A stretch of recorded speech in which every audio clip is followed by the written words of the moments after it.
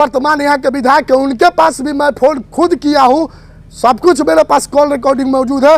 उनका कहीं आता पता नहीं, लापता हो गए। यहाँ के जो महाराजगंज के सांसद है भाजपा के जनार्दन सिंह सिग्रीवाल, उनके पास भी मैं कॉल किया था, उन्होंने आश्वासन दिया, लेकिन एक जनता के सेवक यहाँ पे आए हैं, इसलिए कह रहे हैं ताकि ये जनता के बीच मौजूद है। साहब यदि ऐसा कैले बार जी तो ये तरह के करे के उनकर कोनो हक नहीं है जी, वो जनता के सेवक न हवन, जनता के कालर पकड़ी हैं जी, तो जनता तो नाराज हुई, लागी मारे उनका के तब का हुई जी। तो ये तो गलत बात भइल बा, उनका ये सब ना करे के। ब्लॉक के बीडीओ साहब गुंडई पे उतर गए, सीओ साहब गुंडई पे उतर गए, और जो अस्पताल के प्रभारी थे साहब को बीपी चढ़ गया। जनता बीमार पड़ता, ओकर मेहर बेटी बीमार पड़ता, वो इलाज खातिर आवता, ओकरा दवा नहीं खे मिलत, मर जाता, आ दवा के बिना मर जाता, ऑक्सीजन के बिना मर जाता टे, आ रोनी रोल जाते, हमरा लगे व्यवस्था नहीं। इतना भइल बाटे अनियमितता जौन अस्पताल में रोज हो रहल बा, सर सफाई नहीं खे होत, दवा के सही ढंग से रखल नहीं खे जात, दवा के सही ढंग के उपयोग नहीं के होत, जौना रोगी का दवा चाहिए ओकरा के दवा नहीं खे दियात, तो जौन दवा बाँच जाता टे, बर्बाद हो जाता टे, तो आखिर तो ओकरा कहीं देखावे के जगह तो ओकरा रहत नहीं खे, तो ओकरा के पेशेंट का नाम चोरी छुपे ओकरा के फेंकल जाता टे, आ दवा अथी के रजिस्टर मेंटेन कल जाए कि पेशेंट के दे देहल गई। हम पानापुर प्रखंड में पानापुर प्राथमिक स्वास्थ्य केंद्र पे मौजूद है। लगभग करीब 4 दिन पहले एक पेशेंट की मृत्यु हो जाती है, और उस समय परिजन यहाँ पे बैठे रहते हैं, 100 को लेकर के हॉस्पिटल के सभी लोग गायब रहते हैं, मात्र एक डॉक्टर साहब रहते हैं जिनका वीडियो मेरे पास मौजूद होगा। उसके बाद जिस प्रकार से मैनेजमेंट हुआ होगा मुझे नहीं पता, लेकिन एक चीज़ यहाँ पे हुआ था कि खबर चला तो सफाई का खबर चला, उसमें बहुत सारा कपड़ा गंदगी उधर फैला हुआ था। आनन फानन में ठीक 24 घंटा के बाद जेसीबी को बुलाया जाता है, जेसीबी मंगाने के बाद उसको कचरे को भी सफाई किया जाता है, और जो एगो सामने एम्बुलेंस दिख रहा होगा, इसमें करीब 20 कार्टून दवा रखा गया था, टैबलेट से लेकर लिक्विड तक। उसको छुपाने के लिए एक बड़ा षड्यंत्र का खेल यहाँ पे चला, और यही प्राथमिक स्वास्थ्य केंद्र पानापुर है। उसके बाद जब ये लोग जेसीबी से चुपके से दबाने के काम कर रहे थे, आखिर सामान हला दूसरा महीना में देखिए और 2023 वीडियो मेरे पास मौजूद है। ये कोई बात नहीं है, क्या कारण है, क्या करने का हमको वीडियो नहीं बनाते रहे, आप बताइए ना, शुरू किए क्या करने का हम वीडियो नहीं बनाते रहे। अभी जो अधिकारी है, देखिए ये पानापुर प्रखंड पर दावा को जबरदस्ती खून का हलाया जा रहा है यहाँ पे, इनको दौड़ाया गया, और जो बोला गया होगा साहब आप लोग समझ सकते होंगे। फिर जब कल आए लोग, हम लोग उसके बाद ये लोग क्या किए कि इनको फांसी दे रहे थे। फांसी इसलिए कह रहा था कि गमछी है, बिहारियों का शान है, लेकिन इनको ऐसे करके और ऐसे घसीटा जा रहा था, यानी फांसी पे लटकाया जा रहा था। उसके बाद क्या किया गया साहब, जब हम पत्रकार ठहरे तो मोबाइल छीनने का भी यहाँ तक पूरा अधिकारी, ब्लॉक के बीडीओ साहब गुंडई पे उतर गए, सीओ साहब गुंडई पे उतर गए, और जो अस्पताल के प्रभारी थे साहब को बीपी चढ़ गया।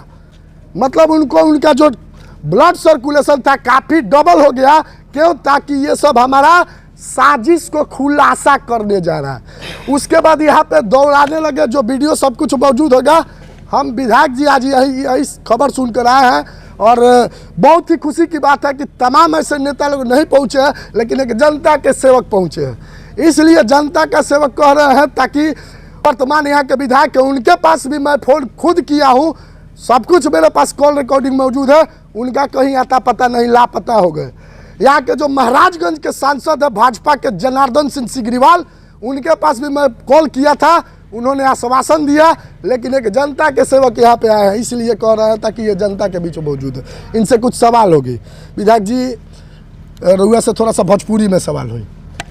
अस्पताल के एक प्रकार से रवैया के सबसे पहले का कहें कि है फांसी पर काहे एगो आम पब्लिक के लटकावल जाता है? देखी तो गलत भइल बटे जी। सीओ साहब यदि ऐसा कैले बार जी तो ये तरह के करे के उनकर कोनो हक नहीं है जी, वो जनता के सेवक न हवन, जनता के कालर पकड़ी हैं जी, तो जनता तो नाराज हुई, लागी मारे उनका के तब का हुई, जी। तो ये तो गलत बात भइल बा, उनका ये सब ना करे के चाही। वो एम्बुलेंस में 20 कार्टून दवाई रहे जेकर यहाँ के प्रत्यक्ष प्रमाण बानी, यहाँ के खोलने रहनी वो एम्बुलेंस, दवाई भर भरा के गिरल, सब वीडियो हमारे लगे मौजूद बा। जब हम दवाई उठा के भी पढ़नी तो 2024 में दूसरा महीने में एक्सपायरी रहे, 23 में भी रहे, 20 के भी एक्सपायरी के दबावल नहीं के गल, 21 के दवाई एक्सपायरी नहीं के दबावल गल। आखिर का खलबली मचल की 28 सेकंड में वो लोग के कौन पोल खुलत रहे? देखी पोल खुले के जहाँ तक बात बा जी, हम देखनी है जी, हम बहुत नज़दीक से देखनी है, रोडो रहनी है, औरो लोग रहलक है जी, ई जितना भइल बाटे अनियमितता जौन अस्पताल में रोज हो रहल बा, जी, सब सर सफाई नहीं के होत, दवा के सही ढंग से रखल नहीं के जात, दवा के सही ढंग के उपयोग नहीं के होत, जौना रोगी का दवा चाहिए ओकरा के दवा नहीं के दियात, जी, तो जौन दवा बाँच जाताटे, बर्बाद हो जाताटे, तो आखिर तो ओकरा के कहीं देखावे के जगह तो ओकरा रहत नहीं खे, जी। तो ओकरा के दब पेशेंट का नाम चोरी चोरी छुपे ओकरा के फेंकल जाताटे, आ दवा अथी के रजिस्टर मेंटेन कल जाए कि पेशेंट के दे देहल गइल।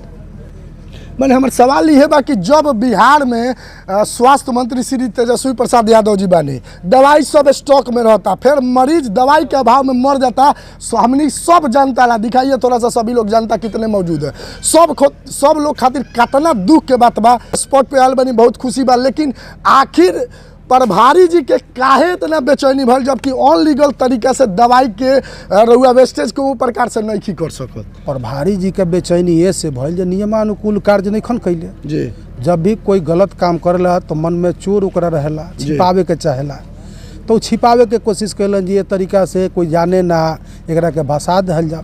यदि वो नियमानुकूल चल करे के चाहते तो ओकरा के जहाँ सही ढंग से ओकरा के भसावल जा सकते रहे, जाना तौर तरीका से वो तरीका से करते, उनका से कोई पूछबो ना करी। लेकिन पूछे के कारण ये हो गई बा कि आखिर ये तरह से का है चोरी छुपे, आखिर जेसीबी बुला के आखिर का है लिक्विड के अलग स्थान देवल जा सकता है कि लिक्विड बा रिएक्शन कर जाए धरती में, फिर पानी हमनी के वजह से पिए के बा। ये जौन चीज भी दवा बनेला सब केमिकल है जी, केमिकल जब ये एक दूसरे से मिली जी, तो केमिकल रिएक्शन हुई, वो से जहरीला वातावरण पैदा हुई, समाज का नुकसान हुई, समाज जौना वातावरण में आज जी रहल बा ऐसे ही बहुत तरह के जहरीला अथी वातावरण बन चुकल बा।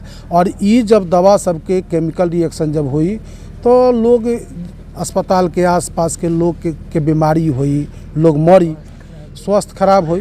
तो ये तरह के काम ना करे के चाहिए। हम तो सब कुछ उनका से एक एक चीज़ पूछनी है कि एकर तरीका का बा, कौना तरीका से एकरा के डिस्पोजल करे के चाहे, गारल उचित रहल कि अनुचित रहल, तो खुद उससे करला कि ये अनुचित रहल है, एक तरह के काम हमरा ना करे के मतलब चाहिए, कमी से करले है कि गलती तो भइल बा। लेकिन दोसर का कारण बतौले है कि दवा बर्बाद होके के कारण ई बा कि हमरा लगे जौन दवा रखे के तौर तरीका बा उ गलत बाटे। हमरा लगे स्टोरेज खातिर जौन चाही, जौना टेम्परेचर पर दवा रखे के चाही वो टेम्परेचर मेंटेन करे खातिर ना हमरा लगे एसी बा आ ना हमरा लगे कोनो साधन बा।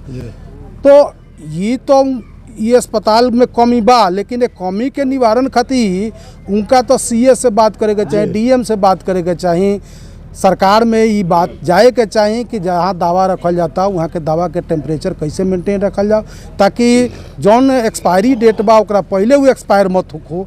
एक्सपायरी यदि 24 में बा तो 23 में काहे एक्सपायर हो जाए, काहे भक्कड़ जाए, काहे बर्बाद हो जाए। ये चीज़ से बचे खातिर तो जरूरत बाटे कि लाखों के दवाई जहाँ बर्बाद होता टे तो 20,000 25,000 50,000 में एसी हो जाला, एसी लगवा दी, कूलर लगवा दी, तो या जौन भी व्यवस्था ओकरा के नॉर्मल टेम्परेचर रखे खातिर कइल जा सकता वो करे के चाही। सवाल ही बा लास्ट चलते चलते कि जो दवा के ये लोग चोरी छुपे 24 के दवाई के जो ये लोग दफना देले बा, ये लोग दबा देले बा, एक गुनहगार ये लोग यदि होता तो ये लोग पर का कार्रवाई होके के चाहिए? देखिए ऊपर जन विधि सम्मत कार्रवाई होके के चाहिए। यदि ए तरह के बर्बादी हो रहा बा, जनता के पैसा के बर्बादी, सरकार के पैसा के बर्बादी, आखिर टोटल पैसा तो जनते के ना, दूसरा के तो है ना। सरकार के खजाना में जन पैसा जाला वो जनता के पैसा जाला। अच्छा, जनता के खजाना के पैसा निकाल के रोड पर फेंक दल जा, बर्बाद हो जाए, और जनता बीमार पड़ता, ओकर मेहर बेटी बीमार पड़ता, वो इलाज खातिर आवता, ओकरा दवा नहीं खे मिलत, मर जाता, आ दवा के बिना मर जाता, ऑक्सीजन के बिना मर जाता टे, आ रोनी रोल जाते, हमरा व्यवस्था नहीं खे। तो ये तरह के बात से हम बहुत दुखी बनी। ये तरह के बात ना होके के चाहिए। हम निश्चित तौर पर मांग करब माननीय स्वास्थ्य मंत्री जी से कि हर अस्पताल में जैसे पूरे राज्य में घूम घूम के वहाँ का स्वास्थ्य में सुधार करौनी है, वैसे जो गांव देहात में प्राथमिक स्वास्थ्य केंद्र बनल सा, सामुदायिक स्वास्थ्य केंद्र बनल सा, ओकनी के जाँच होखो और जांच के बाद जौन सही जरूरत के सामान होखो ओकरा के उपलब्ध करावल जाओ। और जे डॉक्टर सही ढंग के काम नहीं के करत, जे प्राइवेट प्रैक्टिस करता, बाहर में रह के ड्यूटी करताटे, आवताटे 1 घंटा 2 घंटा 4 घंटा रहता चल जाताटे, तो ओकरा के अस्पताल में ड्यूटी ना दे के ओकरा के हटा दे के चाहिए। वो सरकार के भी पैसा खाता, जनता के भी पैसा खाता। तो ये तरह के जौन बर्बादी हो रहा बा समाज खातिर वो अच्छा नहीं खे। सबसे बड़ा सवाल बाकी बताई वो सीओ साहब के ऑफिस हो, ओमे अगर हम कल ना रहती तो इनका साथे तो जौन होई तू तो भगवान मतलब ऐसा मत करस कि ऐसा अधिकारी फिर मतलब कहीं विभाग में होखो। लेकिन बताइए ओमे बीडीओ साहब बुला के सीओ साहब बुला के चेम्बर में माने कौन सा कोर्ट उ लगा ले बने जकर फैसला सुनावत रहे। बताइए का कैले बुला के जी बुला के इनका कहते रहे का रे तू वार्ड है तू हीरो बन रहा है। बताइए ये सब कौन सा शब्द है? ये सब यदि ये तरह के बात सीओ साहब कैले बारे तो गलत कैले बारे। इस तरह के बात ना होके के चाहिए।